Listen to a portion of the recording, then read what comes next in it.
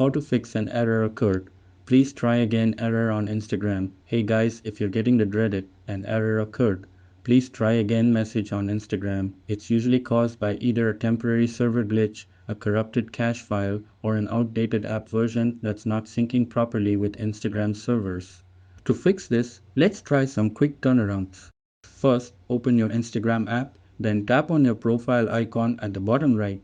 Next, tap the hamburger menu, the three horizontal lines at the top right corner. Scroll all the way down until you see an option called Help and tap on it. Here, you'll see several options.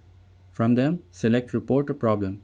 A menu will pop up from the bottom saying you can either shake your phone to report an issue or do it manually by tapping the Report Problem button. Go ahead and tap that. On the next screen, tap Include and Continue. Now, upload a screenshot of the error, choose it from your gallery.